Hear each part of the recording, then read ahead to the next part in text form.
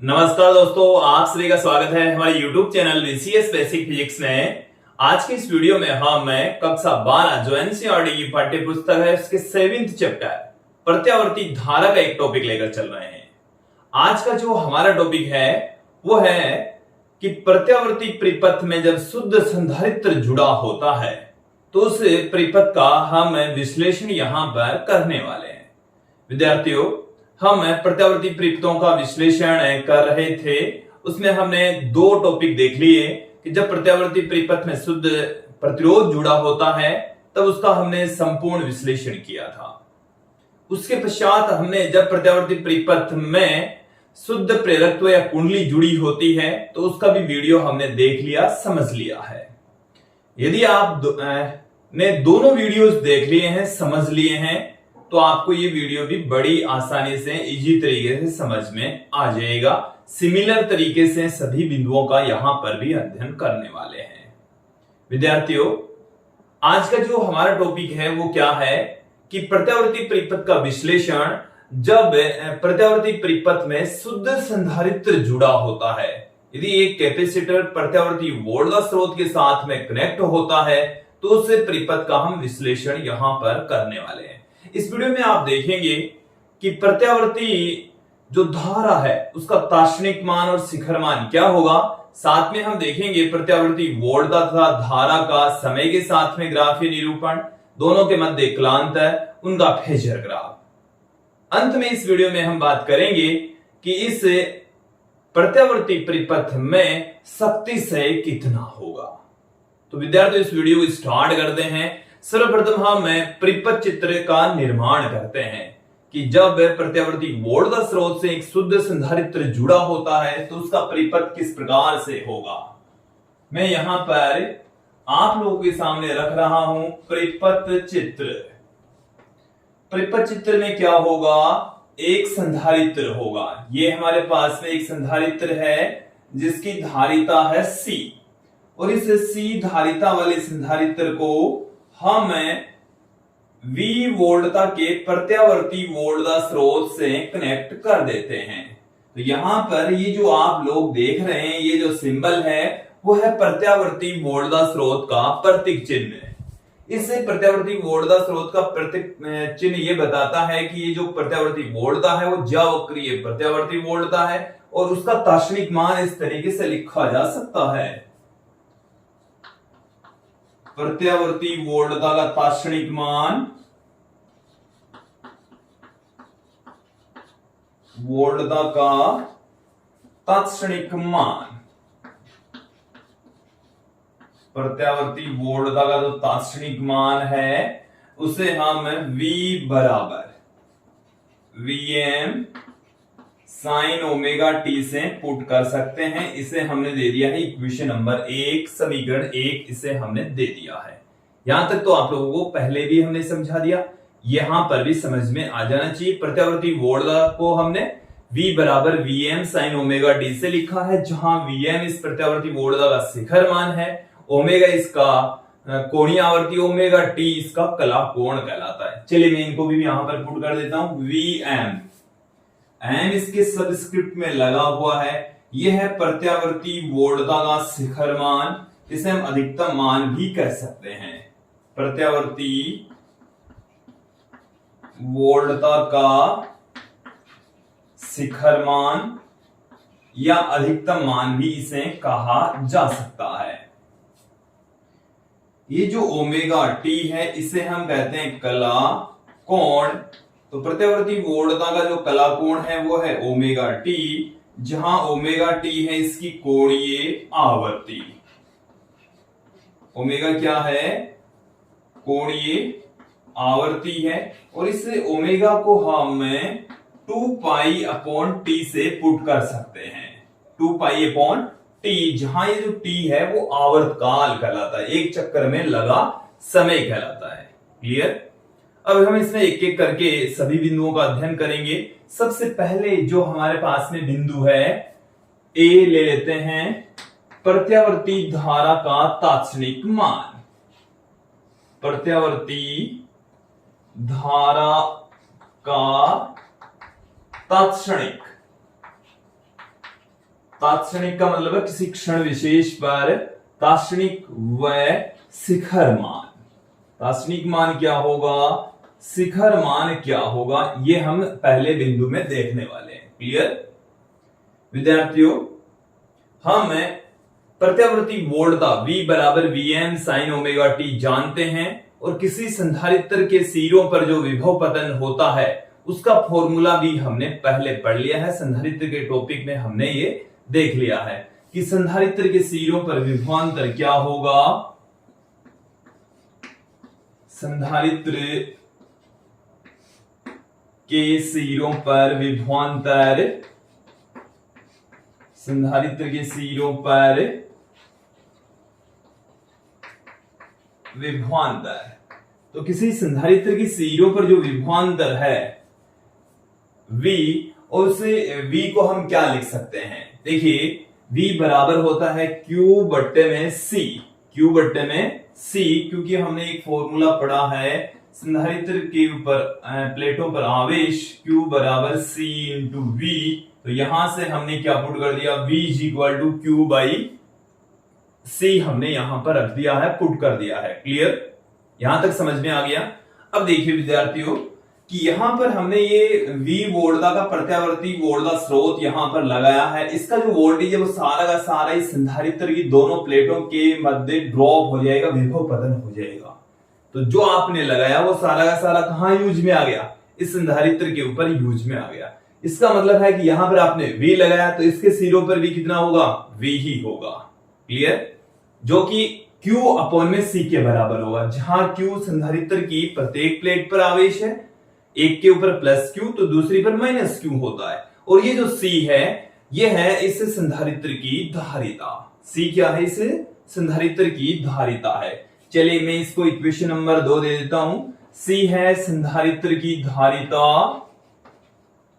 संधारित्र की धारिता, और ये जो Q है वो प्रत्येक प्लेट पर आवेश का परिमाण, संधारित्र की प्रत्येक प्लेट पर आवेश का परिमाण है ये, क्योंकि एक प्लेट के ऊपर प्लस Q चार्ज होगा तो दूसरी प्लेट के ऊपर माइनस Q चार्ज होगा।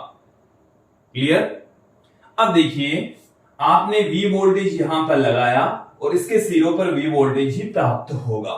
तो इक्वेशन नंबर 1 जो V बराबर Vm sin ओमेगा t है, equation number 2 Q upon C है, दोनों को हम इक्वल पुट कर देंगे। तो समीकरण 1 बराबर 2 से 1 और 2 को यदि हम बराबर पुट कर दें तो Q अपॉन में C इक्वल टू हमारे पास में आ गया Vm sin ओमेगा t,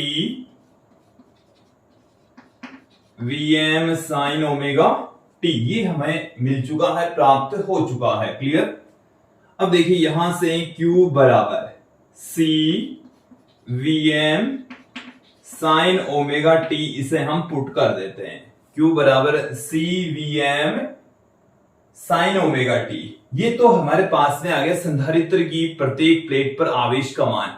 यहां से इस फॉर्मूले से आप देख सकते हैं, इसको मैं देता हूं इक्वेशन नंबर 3, कि जो संधारित्र की प्लेटों पर आवेश है वो भी जावक्रीय रूप में चेंज होता है, मतलब उसका मान भी अधिकतम होता है, फिर धीरे धीरे कम होकर शून्य हो जाता है, फिर विपरीत प्रकृति का आवेश आ जाता है, वो भी अधिकतम होकर जिस प्रकार से साइन का वक्र आता है ठीक उसी प्रकार से आवेश की वैल्यू भी बदलती है। क्लियर, इसके बारे में भी हम चर्चा करेंगे। देखिए विद्यार्थियों, हमें फाइंड आउट करना है प्रत्यावर्ती धारा का तात्क्षणिक मान। तो तात्क्षणिक मान निकालना है, I की वैल्यू फाइंड आउट करनी है, Q की वैल्यू प्राप्त हो चुकी है। यदि आप Q को T के रेस्पेक्ट डिफरेंशिएट कर देते हैं तो हमें धारा प्राप्त हो जाएगी, क्योंकि धारा बराबर होता है आवेश प्रवाह की दर dQ अपॉन dt। तो समीकरण 3 का अवकलन करने पर, या उपरोक्त समीकरण का अवकलन करने पर, का अवकलन करने पर, इसका यदि हम अवकलन कर दें तो हमें क्या मिलेगा, I बराबर dQ अपॉन dt मिल जाएगा। dQ अपॉन dt, ये क्या है, I है। तो यहां से d by dt D by D T. Q का मान कितना है, C V M sine omega T है। क्लियर। देखिए यहां पर टी के रेस्पेक्ट डिफरेंशिएशन हो रहा है, तो c इंटू वी एम को हम इसे डिफरेंशिएशन से बाहर पुट कर देंगे, साइन ओमेगा टी अंदर रह जाएगा। तो हमारे पास में c वी एम अंदर बाहर आ गया। डिफरेंशिएशन हमारे को करना है साइन ओमेगा टी का, इसका हमारे को अवकलन करना है।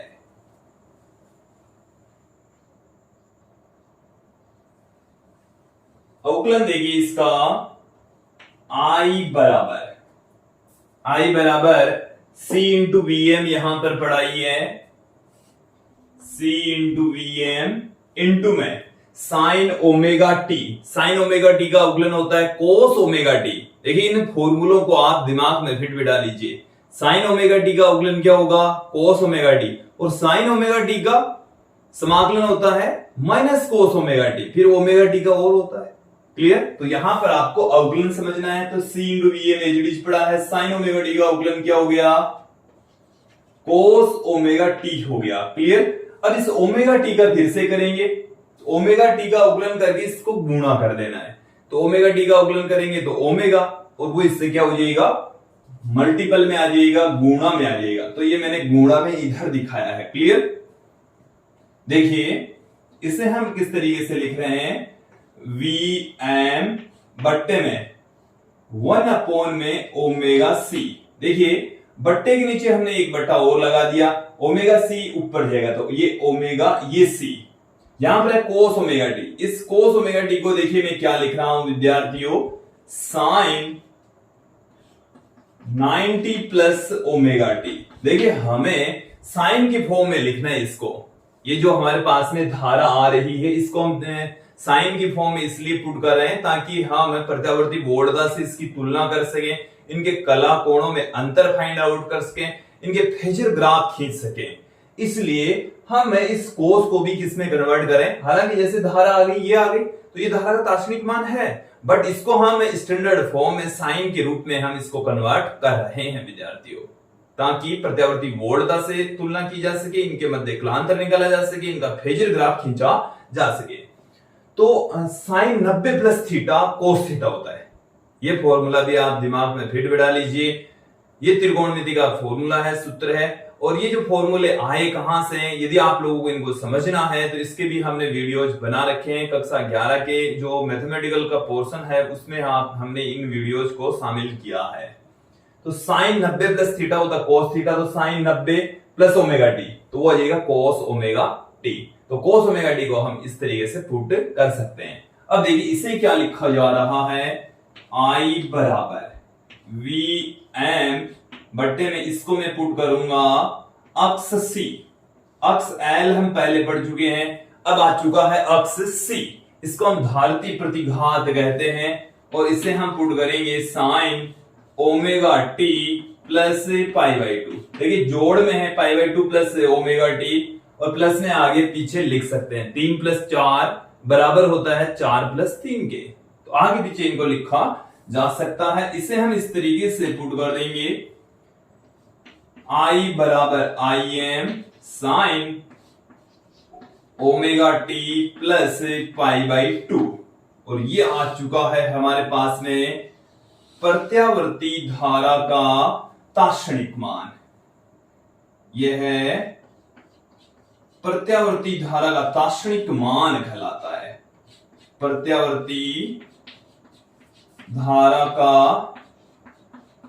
तात्क्षणिक मान कहलाता है। प्रत्यावर्ती धारा का तात्क्षणिक मान इसे हम कहते हैं, प्रत्यावर्ती धारा का तात्क्षणिक मान कहलाता है। क्लियर। अब देखिए विद्यार्थियों, जहां आई एम किसके तुल्य है और ये जो अक्ष सी है वो क्या चीज है, दोनों देख लेते हैं।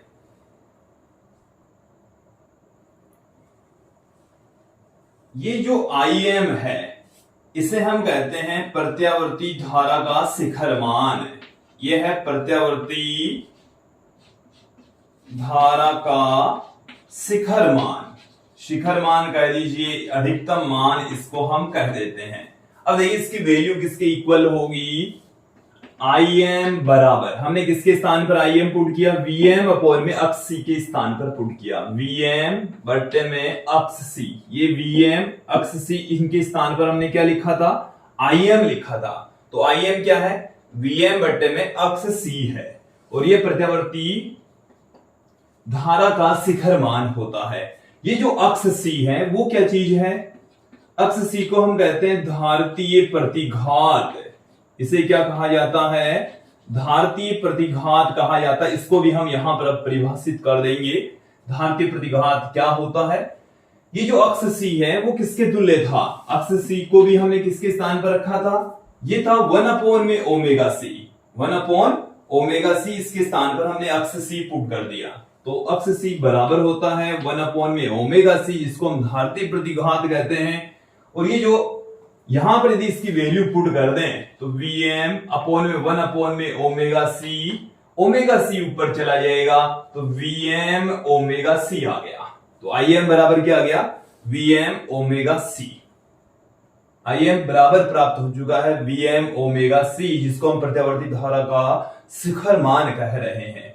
और ये जो धारतीय प्रतिघात है अक्ष सी से लिखा जा रहा है, जो कि 1 ओमेगा सी के बराबर होता है। इससे पहले हमने वीडियो में जब प्रत्यावर्ती परिपथ में शुद्ध प्रेरकत्व जुड़ा होता है तब वहां पर निकाला था अक्ष एल बराबर ओमेगा एल।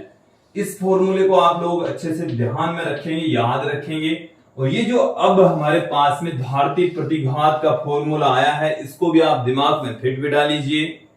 देखिए विद्यार्थियों, अक्ष सी इक्वल टू हम 1 में 2 पाई एफ सी भी लिख सकते हैं, क्योंकि ओमेगा के स्थान पर हम 2 पाई एफ भी पुट कर देंगे। तो अक्ष सी इक्वल टू, ये अक्ष सी है, इसको हम धारतीय प्रतिघात कहते हैं, 1/2 पाई एफ सी के इक्वल होगा। क्लियर। देखिए दोस्तों, इसे किस तरीके से परिभाषित कर सकते हैं। धारतीय प्रतिघात का मतलब है कि जब प्रत्यावर्ती परिपथ में शुद्ध संधारित्र लगा होता है तब धारा के मार्ग में उत्पन्न बाधा, रुकावट, व्यवधान धारतीय प्रतिघात कहलाता है। धारा प्रवाहित हो रही है, धारा के मार्ग में जो उत्पन्न बाधा होती है उसको हमने रेजिस्टेंस कहा था। और जब कुंडली लगी होती है तब जो धारा के मार्ग में जो बाधा उत्पन्न होती है तो उसको हमने प्रेरणिक प्रतिघात कहा था। और संधारित्र, जब सर्किट में संधारित्र जुड़ा होता तब जो धारा के मार्ग में बाधा आती है उसे हम कहते हैं धारतीय प्रतिघात। क्या कहा जाएगा, जब किसी सर्किट में परिपथ में कुंडली या संधारित्र जुड़ा होता है तब धारा के मार्ग में उत्पन्न बाधा को हम प्रतिघात कहते हैं। क्या कहा जाता है, प्रतिघात। और जब कुंडली लगी होती है तो उसको प्रेरणिक प्रतिघात, और केवल संधारित्र लगा होता है तब उसको धारतीय प्रतिघात कहते हैं। क्लियर हो जाना चाहिए, दिमाग में फिट बिठा लीजिए, बार बार यूज में आएगा। तो अक्ष सी इक्वल टू होता 1 ओमेगा सी या 1/2 पाई एफ सी। इसकी डेफिनेशन क्या है कि जब प्रत्यावर्ती परिपथ में शुद्ध संधारित्र लगा होता है, जब प्रत्यावर्ती परिपथ में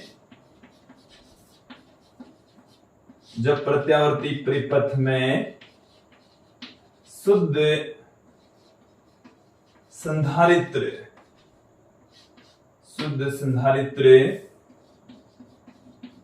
लगा होता है तो धारा के मार्ग में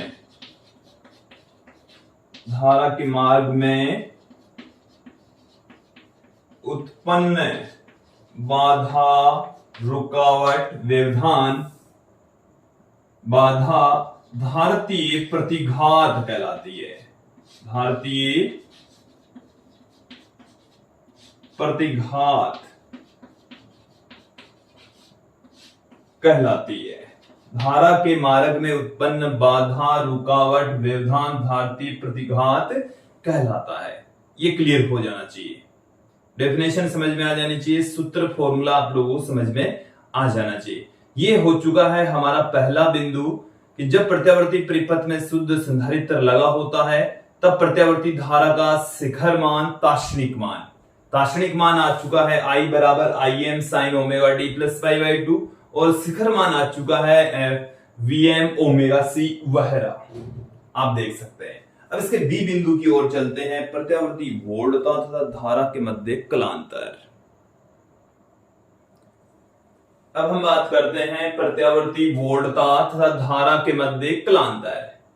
देखिए बी पार्ट हमारे पास में है प्रत्यावर्ती वोल्टता,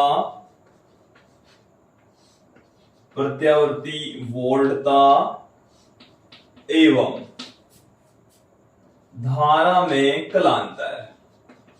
प्रत्यावर्ती वोल्टता और प्रत्यावर्ती धारा के कला कोणों का जो अंतर है उसी को यहां हम कलांतर कह रहे हैं। देखिए विद्यार्थियों, हम जानते हैं प्रत्यावर्ती वोल्टता का जो तात्क्षणिक मान है वो हमारे पास में होता है V बराबर Vm साइन ओमेगा टी, और इसमें आप देखेंगे कि Vm शिखर मान होता है, ओमेगा टी इसका कला कोण होता है। तो प्रत्यावर्ती वोल्टता का कला कोण, प्रत्यावर्ती वोल्टता का जो कला कोण है वो है ओमेगा टी। क्लियर। फिर हम बात करते हैं प्रत्यावर्ती धारा, जिसे हम I बराबर Im sine omega T plus pi by 2 कह रहे हैं। इसका जो कला कोण है वो क्या होगा, कला कोण है साइन के एंगल में, ये जो आप देख रहे हैं omega T plus pi by 2, ये इसका कला कोण है। तो omega T plus pi by 2 इसका कला कोण होगा। क्लियर। यहां तक ये समझ में आ जाना चाहिए आप लोगों को। यहां तक आ गया समझ में विद्यार्थियों। अब देखिए कलांतर, प्रत्यावर्ती वोल्टता तथा धारा के मध्य कलांतर, कला कोणों का जो अंतर है उसी को हम कलांतर कह रहे हैं। पहले हम बात कर रहे हैं प्रत्यावर्ती वोल्टता और धारा, तो वोल्टता का कला कोण पहले रखेंगे जो कि ओमेगा टी है। इसमें से हम धारा का कला कोण omega T plus pi by 2 घटा देंगे, तो हमारे पास में देखिए कलांतर क्या आ जाएगा, ओमेगा टी। देखिए जब ये नेगेटिव साइन अंदर गुणा होगा तो ओमेगा टी, ये वाला तो ओमेगा टी ये जो बीच पड़ा है ये नेगेटिव में हो जाएगा, और ये किस में हो जाएगा, नेगेटिव में हो जाएगा। तो हमारे पास में कलांतर आ चुका है। देखिए ये प्लस में ओमेगा टी, ये माइनस में omega T, minus pi by 2 हमारे पास में आ चुका है। इसका मतलब ये है कि जो प्रत्यावर्ती वोल्टता है वो धारा से पाई बाई 2 कोण पीछे, ये नेगेटिव साइन है वो पीछे बता रहा है कि जो वोल्टेज है वो धारा से पाई बाई 2 कोण पीछे है, पश्चगामी है। देखिए वोल्टता धारा से पीछे है, इसका मतलब है कि धारा 90 कोण आगे है। देखिए एक ही बात है कि वोल्टता प्रत्यावर्ती धारा से 90 डिग्री कोण पीछे चलती है, अर्थात प्रत्यावर्ती धारा प्रत्यावर्ती वोल्टता से 90 कोण आगे चलती है। क्लियर। तो देखिए मैं यहां पर पुट कर देता हूं कि प्रत्यावर्ती वोल्टता प्रत्यावर्ती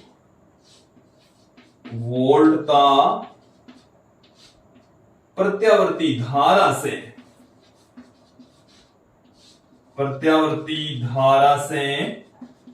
पाई बाई 2 कोण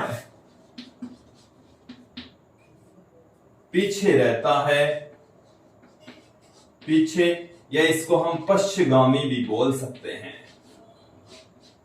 पीछे रहता है। क्लियर। तो विद्यार्थी ये था इसका बी पार्ट, प्रत्यावर्ती वोल्टता तथा धारा के मध्य कलांतर। अब हम बात करेंगे यहां पर प्रत्यावर्ती वोल्टता तथा धारा का समय के साथ में ग्राफीय निरूपण। देखिए किस तरीके से ग्राफीय निरूपण कर सकते हैं।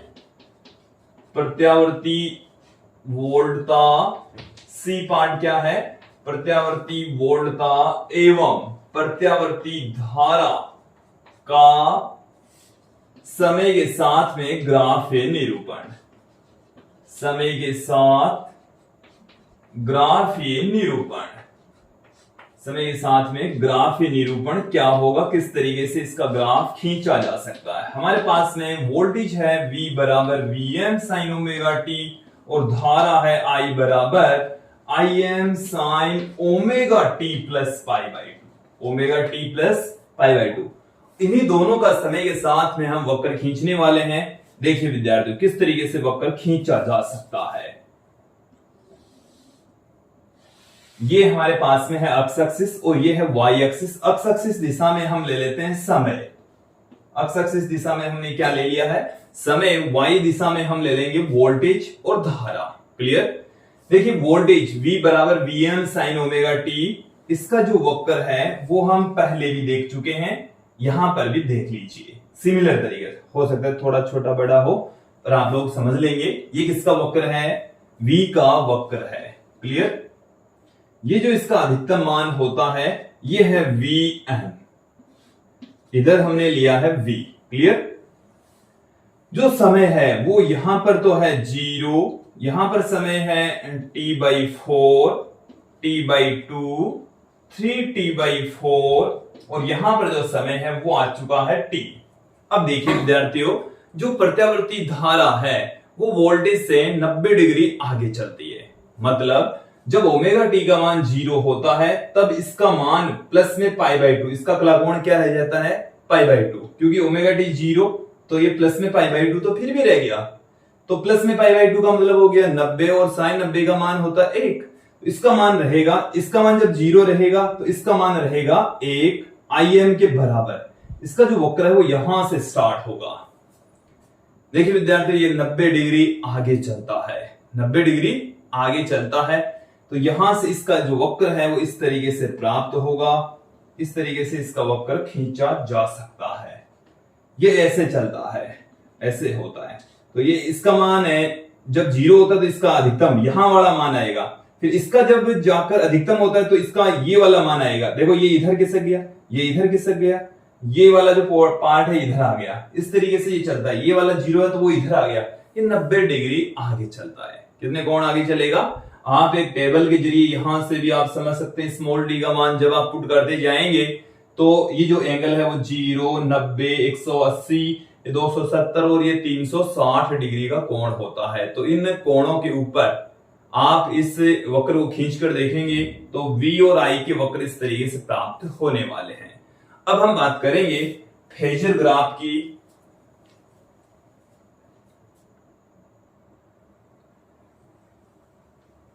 चौथा बिंदु देखेंगे फेजर ग्राफ। फेजर ग्राफ क्या होता है, प्रत्यावर्ती वोल्टता तथा धारा का सदिश निरूपण। वैसे हम जानते हैं कि प्रत्यावर्ती वोल्टता तथा प्रत्यावर्ती धारा दोनों ही अदिश राशियां होती है, बट प्रत्यावर्ती परिपथों का अध्ययन करने के लिए, उनका एनालिसिस करने के लिए हम क्या करते हैं, उनको सदिश रूप में व्यक्त करते हैं। और प्रत्यावर्ती वोल्टता तथा धारा का सदिश रूप में व्यक्त करने का जो तरीका है वो है फेजर, जिसे केवल फेजर या फेजर ग्राफ भी कहा जा सकता है। क्लियर। देखिए फेजर ग्राफ किस तरीके से खींचे जा सकते हैं, देखिए समझिए। ये हमारे पास में कार्तीय निर्देश तंत्र है, ये है एक्स एक्सिस और ये हमारे पास में है वाई एक्सिस। आपके पास में जो वोल्टेज है उस वोल्टेज का जो कला कोण है और शिखर मान, चलिए मैं यहां पर वोल्टेज का तात्क्षणिक मान पुट कर रहा हूं, V बराबर Vm साइन ओमेगा टी, और ये हमारे पास में है धारा I बराबर Im sine omega T plus π/2। अब तक याद हो जाना चाहिए। देखिए जब शुद्ध प्रतिरोध जुड़ा होता है तब वोल्टेज था Vm साइन ओमेगा टी, धारा थी Im sine omega T. Clear. और जब कुंडली जुड़ी होती है तब ओमेगा टी माइनस π/2 था, और जब संधारित्र जुड़ा होता है तब है ओमेगा टी प्लस π/2। तो ये इसमें थोड़ा सा डिफरेंस आ गया है, इसमें प्लस π/2 है और जब कुंडली जुड़ी होती है तब ओमेगा टी माइनस π/2 था। क्लियर। तो देखिए कैसे इसका फेजर ग्राफ खींच सकते हैं। तो आप पहले प्रत्यावर्ती वोल्टता को लीजिए, तो प्रत्यावर्ती वोल्टता का जो शिखर मान है उसके बराबर आप सदिश लेंगे। तो शिखर मान क्या है, Vm, और Vm के बराबर ही हमने Vm के इक्वल एक सदिश ले लिया। यहां से लेकर यहां तक की जो लेंथ है वो Vm को बता रही है। अब इसे Vm को इसे अक्ष एक्सिस से इसका जो कलाकोण है उतने एंगल तक घुमा लेंगे, तो ये जो एंगल होगा वो है ओमेगा टी। तो अक्ष एक्सिस से ओमेगा टी कलाकोण पर Vm मौजूद है। अब इससे यदि हम y एक्सिस के ऊपर लंब डाल दें, इससे आपको क्या करना है, y एक्सिस पर लंब डाल देना है। तो y एक्सिस के ऊपर जो इसका लंब होता है वो इसके ताक्षणिक मान को बताएगा, इस v को बताता है, v को रिप्रेजेंट करता है। क्लियर? अब हमें धारा वाला भी देखना है, सदिश निरूपण देखना है। इसका जो शिखर मान है वो है Im। तो Im में जितना हम एक सदिश लेंगे और उस सदिश को अक्ष एक्सिस के साथ में कितने कोण पर रखना है, omega T plus pi by 2। तो ओमेगा टी तो यहां से यहां तक चले तो ये तो ओमेगा टी आ गया। अब प्लस पाई बाई 2 मतलब इससे 90 डिग्री कोण आगे, क्योंकि धारा है वो वोल्टेज से 90 डिग्री कोण आगे होती है। धारा है वो वोल्टेज से 90 डिग्री कोण क्या रहेगी, आगे। तो ये जो हमने सदिश लिया है ये है Im और ये है Vm से 90 डिग्री कोण आगे। कितने कोण आगे हैं, 90 डिग्री कोण आगे चलता है। क्लियर? तो इसके और इसके मध्य का जो कोण है वो है 90 डिग्री, और ये जो यहां से लेकर यहां तक का सदिश है वो है Im, और यहां से यदि आप इसके ऊपर लंब डाल दें तो इसके लंब की जो लंबाई है वो हमें प्रत्यावर्ती धारा के ताक्षणिक मान को बताएगी। क्लियर? तो ये है विद्यार्थियों प्रत्यावर्ती वोल्टता तथा धारा का फेजर ग्राफ सदिश निरूपण। आप यहां पर देखेंगे कि जो धारा है वो प्रत्यावर्ती वोल्टता से 90 कोण आगे होती है, या आप कह सकते हैं वोल्टेज है वो धारा से 90 कोण पीछे होती है। क्लियर? देखिए जैसे जैसे ये घूमेगा ये भी घूमता जाएगा, दोनों के मध्य 90 डिग्री का कोण अवश्य बना रहेगा, सदैव बना रहेगा। क्लियर? देखिए विद्यार्थियों यदि आप इनके ताक्षणिक मान देखना चाहें किसी क्षण विशेष पर, तो इस Vm त्रिज्या का आप वर्त खींच लीजिए, धारा के लिए Im त्रिज्या का एक वर्त खींच लीजिए, इसको मूल बिंदु मानते हुए। क्लियर? तो हमें उनके ताक्षणिक मान किसी क्षण विशेष पर प्राप्त हो जाएंगे। अब हम अगले बिंदु की ओर चलते हैं, जो ये तो था D। अब हम बात करेंगे E बिंदु। जो E बिंदु है वो है हमारे पास में जो हमने धारती प्रतिघात देखा था, उसका धारती प्रतिघात का आवर्ती के साथ में संबंध क्या होता है, उनका ग्राफ निरूपण यहां पर देख लेते हैं। E पार्ट देखिए, धारतीय प्रतिघात, धारतीय प्रतिघात की आवर्ती पर निर्भरता, आवर्ती पर निर्भरता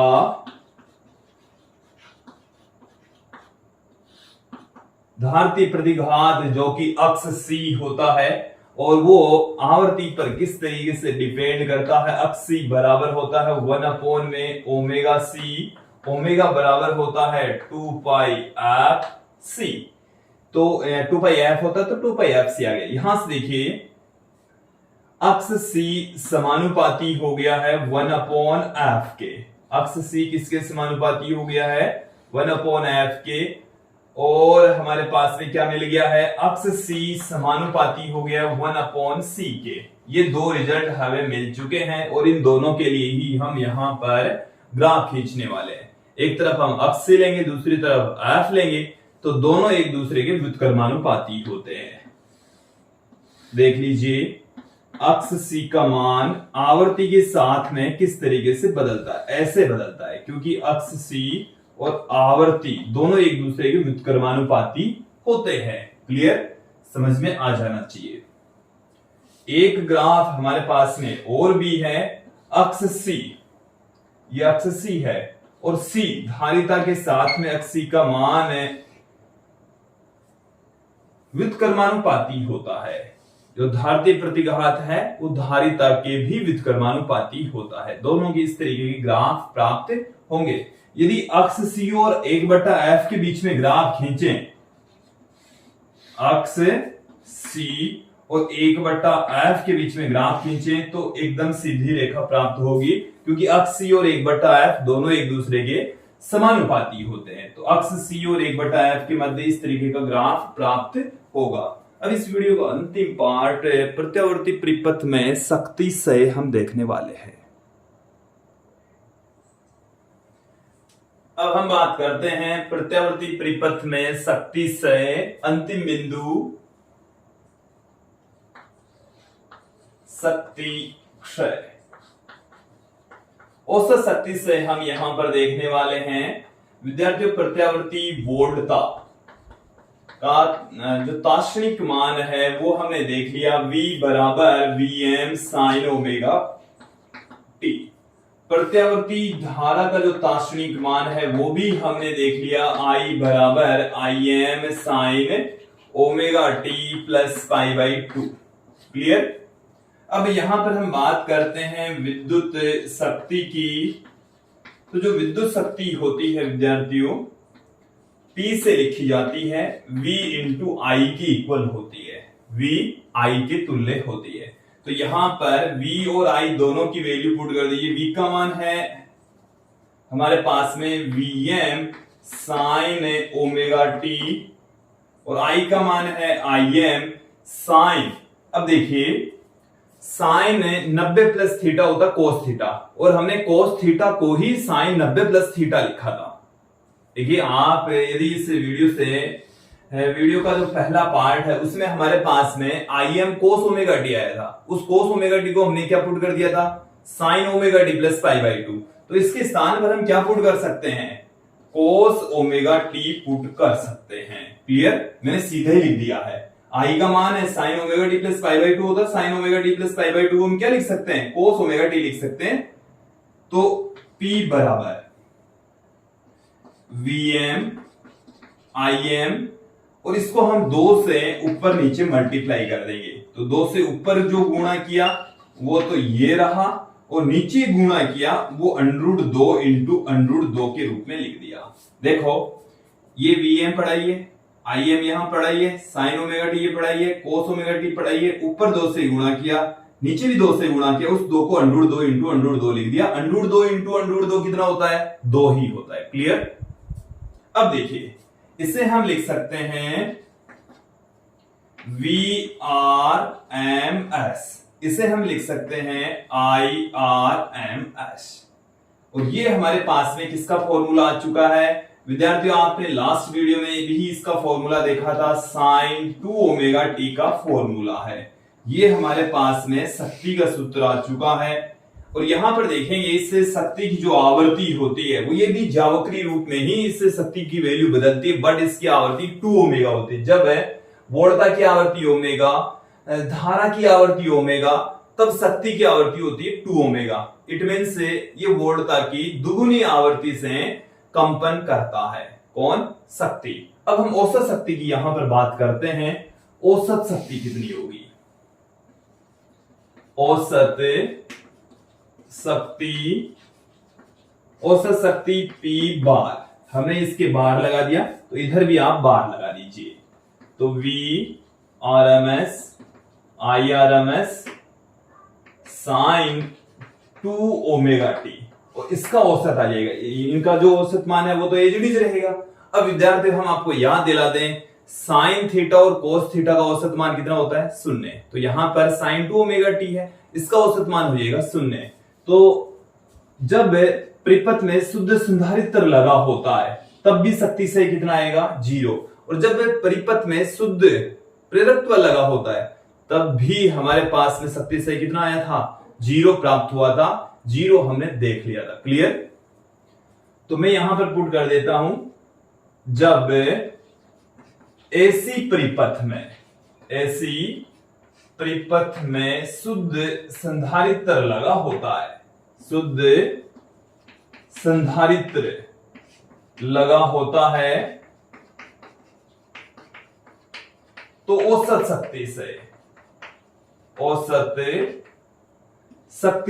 0 होता है, औसत शक्ति से 0 होता है। क्लियर। देखो ये आप लोग समझ लेंगे कि साइन थीटा का जो औसत मान है वो कितना होता है, 0 होता है, इसलिए इसका औसत मान कितना आ गया, 0 आ गया है विद्यार्थियों। अब मैं इस वीडियो के अंत में प्रत्यावर्ती वोल्टता, धारा, शक्ति और आवेश के मध्य एक साथ में ग्राफ खींच रहा हूं। इनका समय के साथ में ग्राफ ही निरूपण देखेंगे। देखिए ये हमने ले लिया है एक्स एक्सिस, ये हमने ले ली है y axis. Clear. X axis की दिशा में हम लेंगे समय, इस दिशा में हम क्या लेकर चलेंगे, समय लेकर चलेंगे t। अब देखिए सबसे पहले हम बात करते हैं प्रत्यावर्ती वोल्टता की। प्रत्यावर्ती वोल्टता का जो ग्राफ है वो किस तरीके से प्राप्त होगा, ये वोल्टता का ग्राफ हम पहले भी देख चुके हैं, यहां पर भी आप लोग देख लीजिए। ये किसका ग्राफ है, प्रत्यावर्ती वोल्टता का। इस फॉर्मूले के अकॉर्डिंग इसका ग्राफ प्राप्त होगा। अब तक तो ये ग्राफ भी समझ में आ जाना चाहिए। V का जो वक्र है वो साइन के वक्र में होता है, 0 से स्टार्ट होगा। इस तरीके से एक चक्कर के लिए ग्राफ इस तरीके से हम खींच सकते हैं। इससे पहले हमने, अब देखो हम आपको याद दिला दे, इस वीडियो के शुरू में हमने एक इक्वेशन नंबर 3 दी थी। इक्वेशन नंबर 3 उसमें हमने देखा था Q बराबर होता है C into v, C into v. तो जो आवेश है वो वोल्टता के C गुणा के रूप में होता है। तो यहां पर जो आवेश का मान होगा वो इस वोल्टेज के साथ साथ चलेगा, वोल्टेज के साथ साथ चलेगा इस तरीके से। तो ये जो मान है, यदि C का मान 1 से बड़ा होगा तो इसका मान इधर से आएगा, 1 से छोटा होगा तो इधर से आएगा। ये जो वक्र अब की बार हमने खींचा है वो Q का वक्र है, आवेश का वक्र है, संधारित्र की प्लेटों पर संचित आवेश की मात्रा है। क्लियर।